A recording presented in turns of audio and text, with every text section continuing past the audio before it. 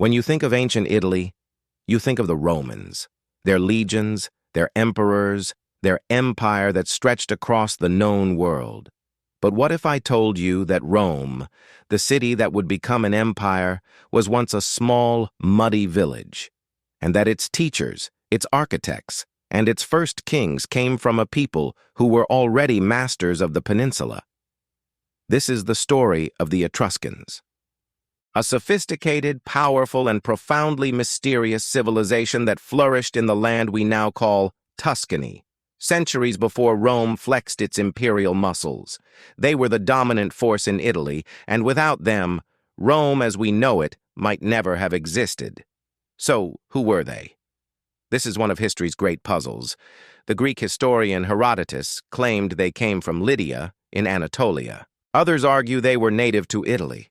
To this day, their origins remain hotly debated. And their language? Mostly lost. We can read the letters, but we understand very few of the words, making their writings a tantalizing, unsolved mystery.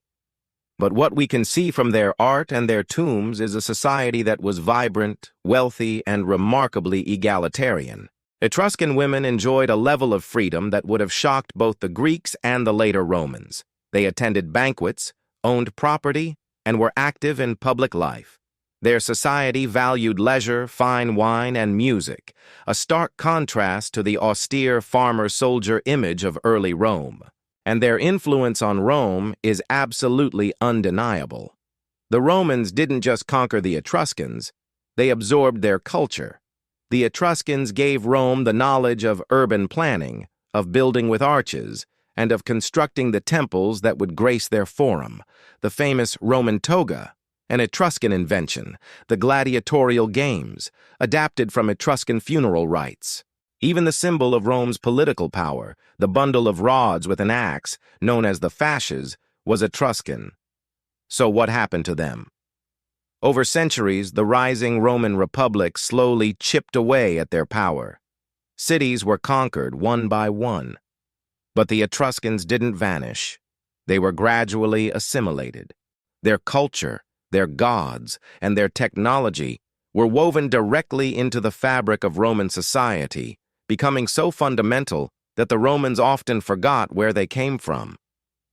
The story of the Etruscans is a powerful reminder that history is written by the victors.